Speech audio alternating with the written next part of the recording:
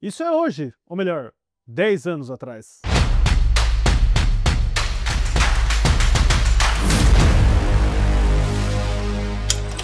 Olá, fãs da Sétima Arte, meu nome é Lucas Nascimento e esse é o Lucas Filmes e dando sequência aí à nossa retrospectiva especial, né, sobre os 40 anos da trilogia De Volta para o Futuro, hoje estou aqui para falar sobre aquele que talvez seja o mais citado, talvez seja o mais popular, pelo menos, né, antes de 2015, que é o De Volta para o Futuro Parte 2, o filme de 1989, dirigido mais uma vez pelo Robert Zemeckis. Mas antes eu vou pedir para você curtir esse vídeo, se inscrever no canal e ativar o sininho para não perder notificação dos próximos vídeos. Bom, pessoal, De Volta para o Futuro foi um grande sucesso em 1985. Eu adorei ler as reações e comentários de vocês no vídeo que eu compartilhei na semana passada. É um filme meio que universalmente querido por todos, né? Eu não conheço uma pessoa que não goste de Volta para o Futuro, que fale, nossa, De Volta para o Futuro é um lixo, eu nunca vi isso na minha vida. Então, naturalmente, né, com todo esse sucesso e recepção do público, que fez mais de 300 milhões de dólares na época, hoje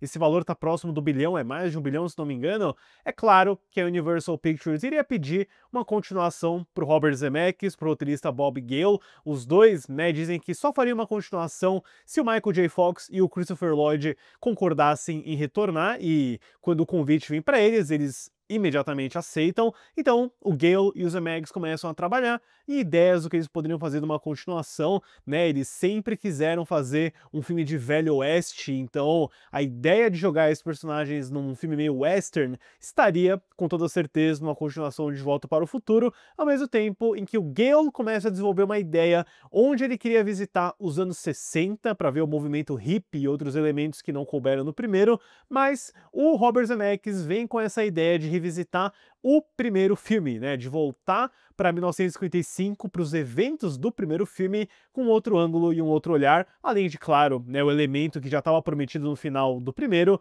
o futuro de 2015, né? E é engraçado, né, porque quando a gente assiste o primeiro filme e termina daquela forma, você tem essa ideia, né, de que, nossa, eles já sabem como que vai ser o 2, né? Parece que eles já estão com a história pronta para acontecer, mas não, né? O Zemeckis disse que ele sempre fez com uma piadinha e que eles não sabiam como seria, né, a continuação. Ele e o Bob Gale dizem que se arrependem de ter que ter levado a Jennifer, né, a namorada do Marty, junto na viagem, e eles teriam que pensar em como seria ela na história, e meio que ela fica assombrando, né, tanto no 2 quanto no 3. Ela passa a maior parte desses dois filmes dormindo numa varanda. Mas enfim, eles elaboram esse roteiro gigantesco que eventualmente é dividido em 2 filmes, né? Uma sugestão do próprio Steven Spielberg, que retorna como produtor bem mais envolvido agora, separar o 2 e o 3 e fazer uma produção mega ambiciosa na época, né? Eles fariam o 2 e o 3 numa mesma produção gigantesca, né? O famoso back-to-back. Os 2 filmes foram rodados ao mesmo tempo, até para conseguir conciliar a agenda do Michael J. Fox, que ainda estava trabalhando no Family Ties da 20th Century Fox, enquanto a gente teria algumas substituições no elenco, né? A Claudia Wells não voltaria para interpretar a Jennifer por conta de questões pessoais, cuidar da mãe dela que estava doente, dando espaço para Elizabeth Shue, que faria o papel da Jennifer no 2 e no 3, porém a situação mais delicada é a do Crispin Glover, né, o intérprete do George McFly, que só retornaria para as continuações com um aumento substancial no salário dele, algo que foi negado pelos Zemeckis pela produção. Então Crispin Glover não retorna e, além disso, ainda processa a equipe por eles terem usado material dele do primeiro filme nas sequências de flashback e de volta no tempo desse, né? Então Crispin Glover saiu como uma persona não grata dessa produção, né? Acho que até hoje ele fala bem mal do que aconteceu. E eles teriam então um início no começo de 1989, um orçamento de 40 milhões de dólares. Não tenho certeza se esses 40 milhões incluem o terceiro filme também, né? Quando a gente olha o orçamento do 2 e do 3, ambos dizem 40 milhões de dólares. Foi uma produção bem atarefada, bem intensa, que resultaria no De Volta para o Futuro Parte 2, que chegou nos cinemas em novembro de 89, e, assim como o primeiro, eu acho que ele é pura diversão. Ele tem o mesmo olhar afiado dos Zemeckis na direção, no texto do Bob Gale, nas performances incríveis, e é engraçado como ele consegue ser um filme bem diferente, ao mesmo tempo que ele mantém as mesmas características que a gente gosta tanto do primeiro. A história do filme reúne Marty McFly e Doc Brown, vividos por Michael J. Fox e Christopher Lloyd, que após visitarem a realidade futurista de 2015, precisam retornar ao passado para corrigir um paradoxo letal causado pelo vilanesco Biff Tannen, vivido por Thomas F. Wilson. Então, basicamente, em menos de 2 horas, o filme tem 1 hora e 45 de duração, o De Volta para o Futuro 2 te apresenta 3 filmes bem diferentes, né? A Viagem para o Futuro, a realidade alternativa de 1985, né, que é provocada pelo Biff, e o retorno ao primeiro filme em 55, agora com a visão diferente daqueles eventos, né? Então, é uma continuação super ambiciosa e a gente começa com o ponto que todo mundo queria ver, que é a versão futurista de Hill Valley, Califórnia, no ano de 2015. Primeiro, né, com o DeLorean voador, com os carros que voam. Isso é uma ideia genial, né? O fato de que o DeLorean simplesmente dobra suas rodas e voa durante boa parte do filme é muito legal, é muito prático, né? Eu nem falei muito sobre a figura icônica que é o DeLorean, né, que virou esse carro máquina do tempo, né? Talvez a máquina do tempo definitiva da sétima arte. Eles aproveitam isso muito bem e a plot que envolve o Doc e o Marge tendo que meio que consertar uma decisão muito infeliz que o filho do Marty McFly vai tomar e acabaria descarrilhando toda a situação da família, é uma boa missão de primeiro ato, né? Garante uma sequência de perseguição dos hoverboards, que são skates sem rodas que flutuam. É uma rima direta ao primeiro filme, né? Aquela perseguição do skate, do Rolls Royce, mas que é empolgante, que garante que o Zemeckis, o Bob Gale e toda a produção, especialmente o design de produção e o trabalho de figurino, brinquem, né? Imaginando o tipo de tecnologia, o tipo de ambiente, o tipo de figurino que você vai encontrar em 2015, e é sempre engraçado quando a gente estava vivendo no período pré-2015, lá para 2010, 2011, todo mundo ficava se imaginando, nossa, será que os carros vão estar voando daqui a 4 anos? Será que os tênis finalmente vão se amarrar sozinhos igual no De Volta ao Futuro 2?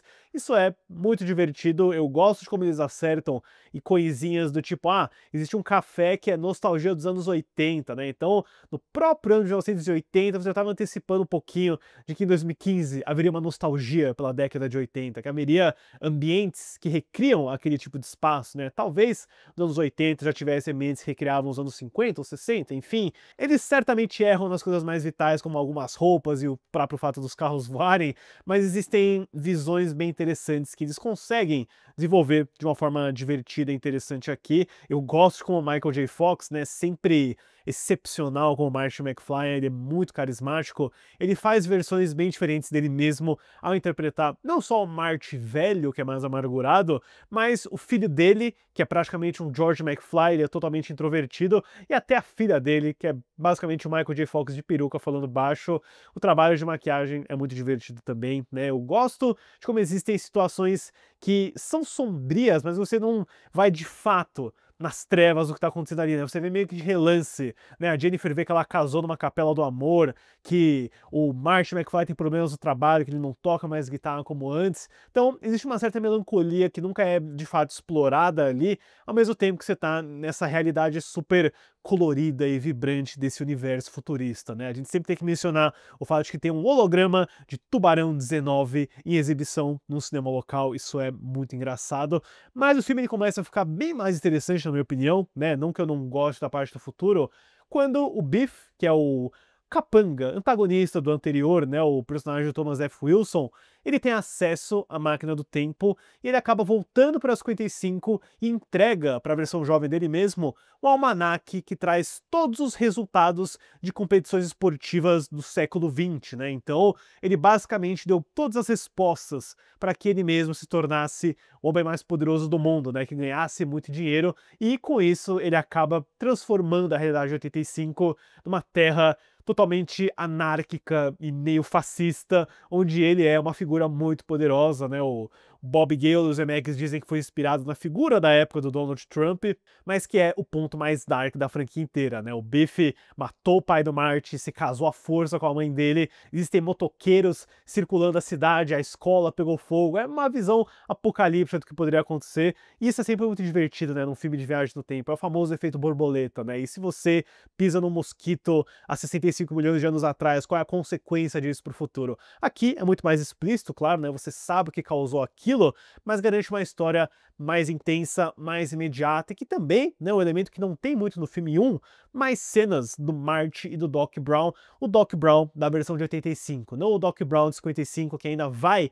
se tornar o Doc Brown que vira amigo dele, claro. Então é uma missão desses dois amigos desesperados tendo que voltar até 55, e aí sim, essa é a minha parte preferida do filme, né? Por incrível que pareça, né? Quando você olha pra esse filme, olha, você vai ter o futuro, você tem uma realidade dark, você vai ter o primeiro filme de novo, você não imagina que ter o primeiro filme de novo vai ser a melhor parte, vai ser a parte mais interessante, porque é um truque de mágica o que os Zemeckis, o Dean Cundey e toda a produção conseguiu fazer para realmente fazer um loop perfeito daquele primeiro filme, de todos os mesmos acontecimentos, mas inseriu toda uma missão desesperadora do Marty, uma jaqueta de couro e um óculos escuro, indo atrás do Biff, fugindo dos capangas dele no meio do show do Johnny B. Good, e tudo é perfeito, né? Nada compromete aquele filme. Você tem uma continuidade perfeita entre esses filmes. Eu gosto muito do trabalho do Thomas F. Wilson aqui, porque eles dão um pouco mais de humanidade, né, para esse brutamontes maligno